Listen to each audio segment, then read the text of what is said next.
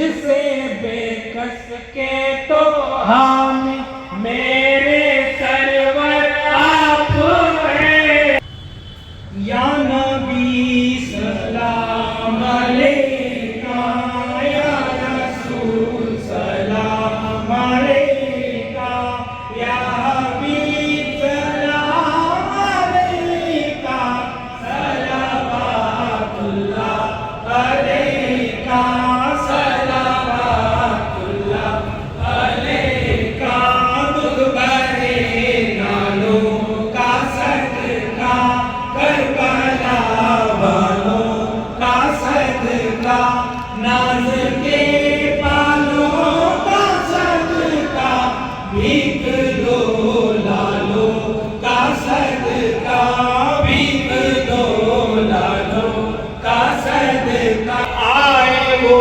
محبوب آئے نظام تشریف لائے حشر کا کیا غم ستائے رحمت عالم خدائے رحمت عالم خدائے یا نبی سلام علیکہ یا رسول سلام علیکہ یا حبیب سلام علیکہ صلوات اللہ علیکہ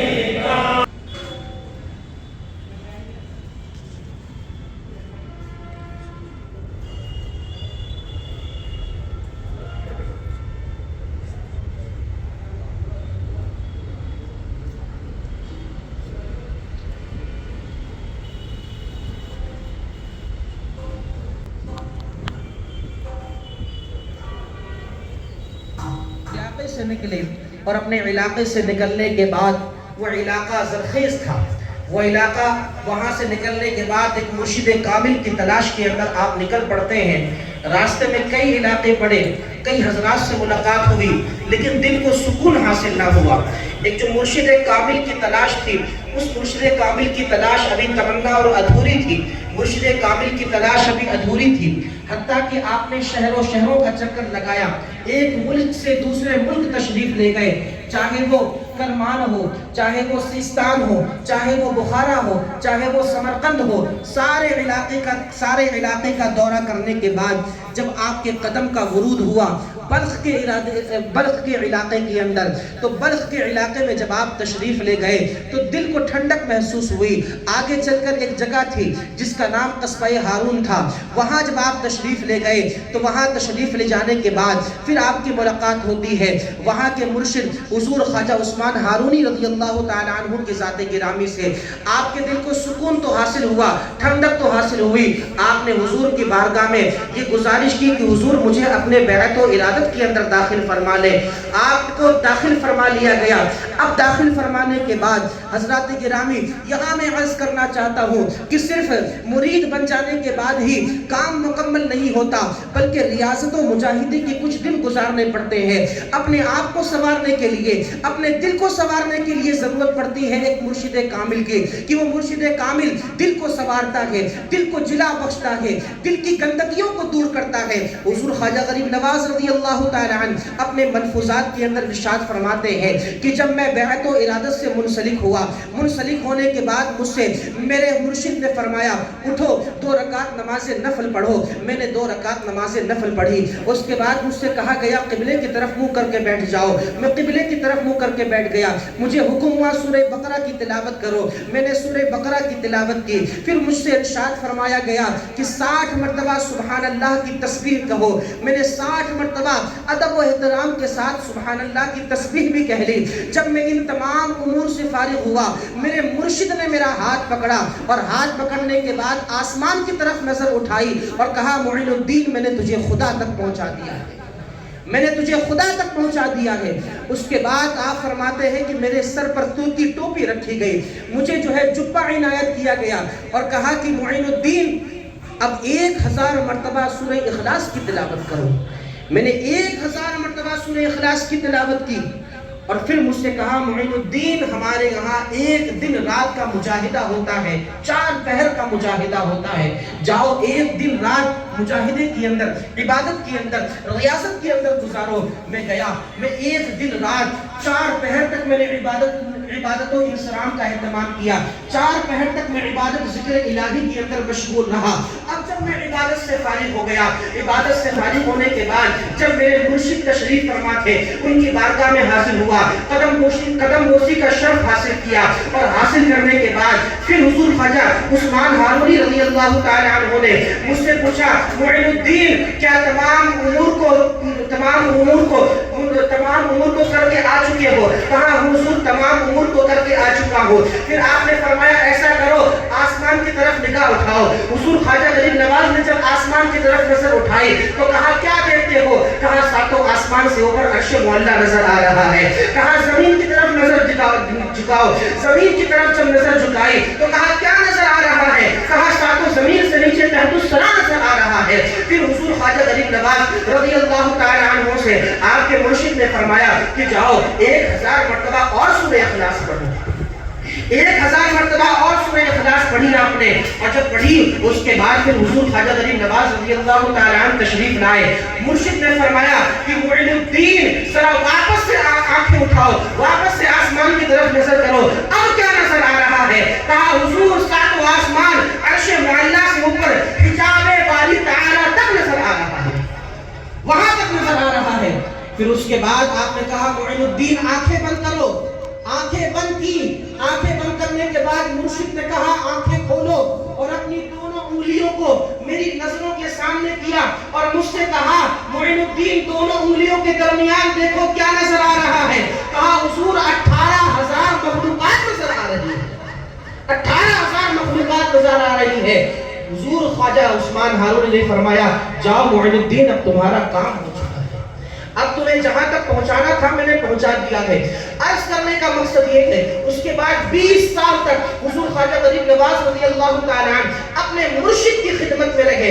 اب یہاں میں عرض کرنا چاہتا ہوں اپنے آپ کو سنوارنے کے لیے، اپنے آپ کو مکمل کرنے کے لیے، اپنے دل کی جلا کے لیے، اپنے دل کی صفائی کے لیے صرف علوم سے کام نہیں چلے گا، بلکہ اپنے آپ کو مکمل کرنے کے لیے اور حصول اللہ کے لیے، اللہ تک پہنچنے کے لیے ضروری ہے ایک مرشد کی بارگاہ میں زانوِ تلمس کی جائے، ایک مرشد کی بارگاہ میں اپنے آپ کو حاضر کیا جائے۔ وہاں سے نکھار ملتا ہے، وہاں سے سدھار ملتا ہے، بلکہ وہاں سے تو زمین سے اٹھا کر اللہ کی بارگاہ تک مقبول کر دیا جاتا ہے، پہنچا نہیں دیا جاتا ہے، مقبول کر دیا جاتا ہے۔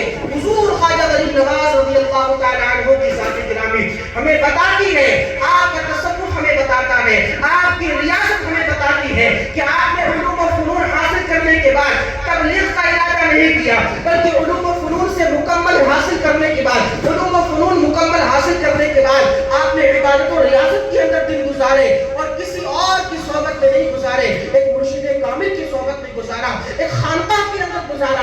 آج کا یہ جو مادیت پرست کا دور ہے، آج مادی چیزیں ہمارے سامنے نظر آ رہی ہے، آج انسان فکروں کے اندر الجھا ہوا ہے، آج انسان ٹینشنوں کے اندر الجھا ہوا ہے، آج بے شمار پریشانیاں انسان اپنے اوپر لیا ہوا ہے اور سوچتا ہے کسی میڈیکل پر جاؤں، کسی ڈاکٹر کے پاس جاؤں، کسی سائیکٹرسٹ کے پاس جاؤں، کسی دماغ والے ڈاکٹر کے دکھاؤں، آخر میری یہ ٹینشنیں کیوں نہیں ختم ہو رہی ہے، میری یہ فکریں کیوں نہیں ختم ہو رہی ہے، میری یہ الجھنیں کیوں نہیں ختم ہو رہی ہے۔ حضرات گرامی آج کے اس مادیت پرست دور کے اندر اگر جہاں ٹینشنوں کو کم کیا جاتا ہے، جہاں فکر سے چھٹکارا دلایا جاتا ہے، وہ صرف اور صرف اللہ والوں کا در ہے۔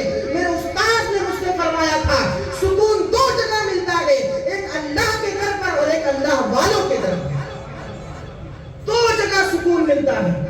سکون چاہیے تو اللہ کے در پہ چلے جائیے، ورنہ اللہ والوں کے در پہ چلے آئیے، یہاں سکون مل جایا کرتا ہے، یہاں ٹینشنوں کو ختم کر دیا جایا کرتا ہے، یہاں اللہ تک پہنچانے کا ذریعہ بنایا جاتا ہے۔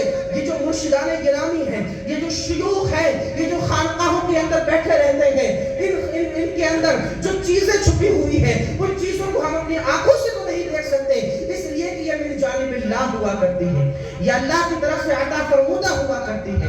حضور خواجہ غریب نواز رضی اللہ تعالی عنہ کی زندگی بہت سارا सबक आपकी जिंदगी से हमें मिलता है, लेकिन एक चीज और एक वाकया अर्ज करके अपनी जगह लूंगा।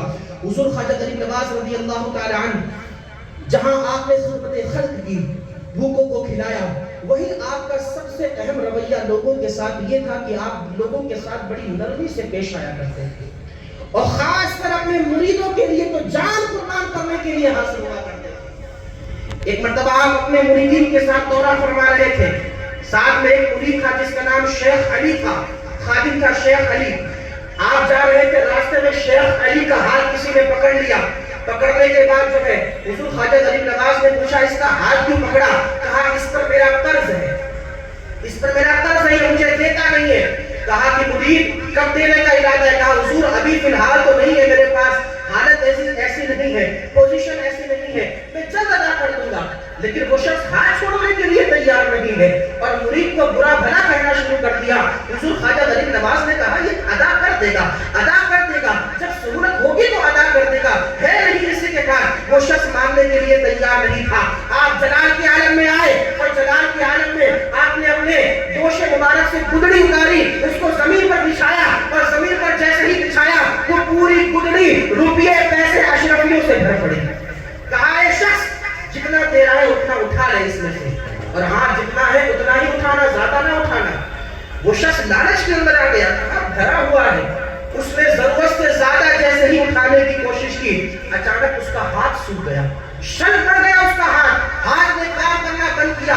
वो हुजूर ख्वाजा गरीब नवाज के कदमों में आ गया, हुजूर माफ फरमा दीजिए, जितना है उतना ही ले जाऊंगा। हुजूर ख्वाजा गरीब नवाज ने ऐसे को भी मुआफ फरमा दिया, ऐसे को भी मुआफ फरमा दिया।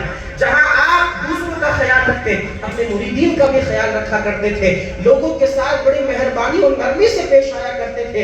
और हुजूर ख्वाजा गरीब नवाज रज़ी अल्लाह तआला अन्हु ने हमें दर्श दिया कि लोगों के साथ बड़ी उखुवत और मोहब्बत के साथ रहना चाहिए। आपको मालूम होगा हुजूर ख्वाजा गरीब नवाज का ताल्लुक कहाँ से, हिंदुस्तान कहाँ से?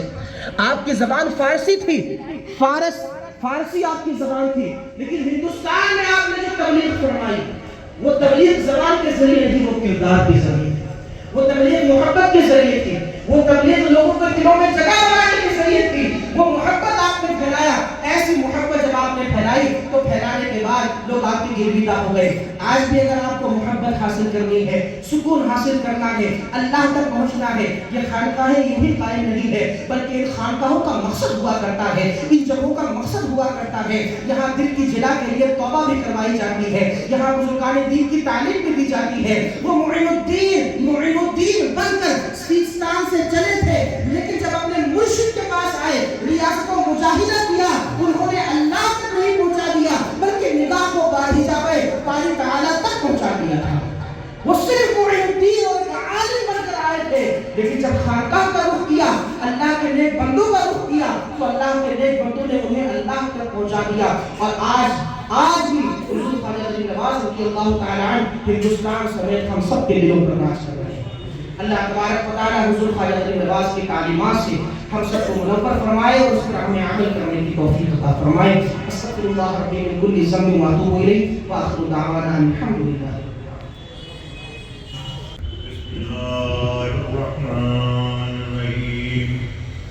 अल्हम्दुलिल्लाह रब्बिल आलमीन अर्रहमानिर रहीम मालिकि यौमिद्दीन इय्याका नअबुदु व इय्याका नस्तईन इहदिनस सिरातल मुस्तक़ीम सिरातल लज़ीना अनअमता अलैहिम गैरिल मग़दूबि अलैहिम वलद्दॉल्लीन।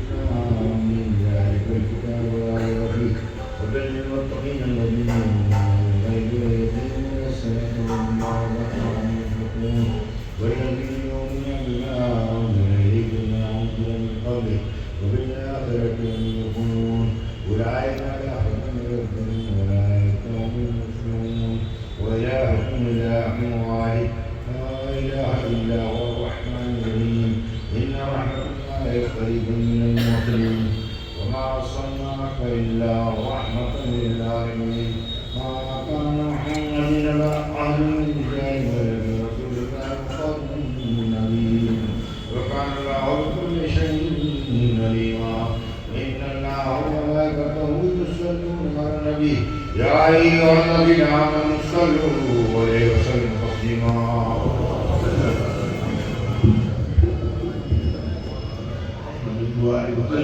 سبحان ربك رب العزة عما يصفون وسلام على المرسلين والحمد لله رب العالمين.